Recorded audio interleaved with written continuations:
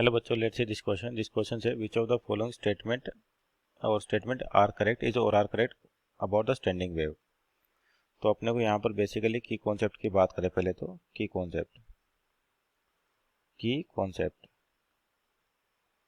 तो की कॉन्सेप्ट क्या है? बेसिकली आपके properties of standing wave, properties of या कैरेक्टरिस्टिक भी कह सकते हैं अपन इसको, प्रॉपर्टीज ऑफ स्टैंडिंग वेव्स।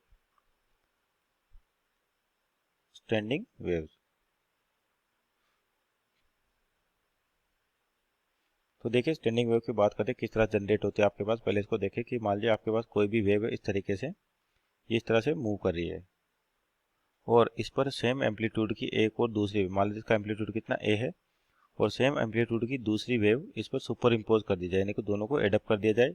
मान लीजिए एक इधर जा रही है और दूसरी इस डायरेक्शन में आ रही है। तो अगर इनका डिस्टर्बेंस कुछ इस प्रकार से होता है कि जैसे मान लीजिए ये है आपके पास, तो पहली वेव तो ये होगी आपके पास, और जो दूसरी वेव है और इस पर सुपर इम्पोज इस टाइप से हो रही है, इस तरीके से। तो यहाँ पर क्या होता है, पार्टिकल का जो नेट डिस्प्लेसमेंट होता है एक दूसरे इफेक्ट को कैंसिल आउट कर देता है। दोनों का एम्पलीट्यूड सेम होना चाहिए आपके पास, जितना एम्पलीट्यूड इसका है उतना एम्पलीट्यूड आपका इसका होगा। अब देखिए, जब स्टैंडिंग वेव बनती है तो ये कंडीशन होती है आपके पास, और यहाँ पर क्या होता है, जो एनर्जी है पार्टिकल की वो एक रीजन में कन्फाइंड होगी, यानी कि इस वाले रीजन की एनर्जी इसी के अंदर रहेगी आपके पास, ये आगे ट्रांसफर नहीं होगी, क्योंकि स्टैंडिंग वेव की प्रॉपर्टी है कि एनर्जी को होल्ड करके रखता है, यानी कि एनर्जी को आगे ट्रांसफर नहीं होने देता। तो आपके पास एनर्जी होती है किसी पर्टिकुलर रीजन में कन्फाइंड होती है। तो पहले एक एक करके ऑप्शन चेक करें।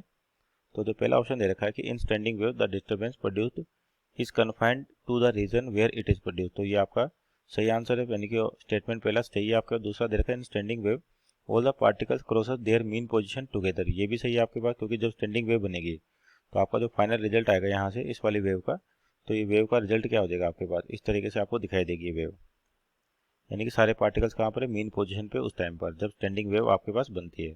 तो मीन्स और स्टेटमेंट टू भी आपका सही है, स्टेटमेंट वन तो सही है, सही स्टेटमेंट टू भी सही है। और तीसरा स्टेटमेंट क्या दे रखा है आपको यहाँ पर कि जो स्टैंडिंग वेव है एनर्जी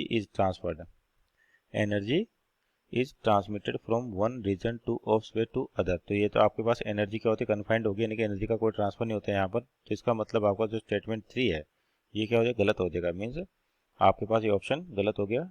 तो आपको ये बताना है कि कौन सी स्टेटमेंट करेक्ट है। तो पहले स्टेटमेंट और दूसरी स्टेटमेंट आपके पास सही है, तो ऑप्शन देखे तो ऑप्शन ए में 1 and 2, two only 3 and 1 2 3 means आपका स्टेटमेंट पहला और दूसरा सही है। Means option number A is our right answer. Hope you understood well. Best of luck.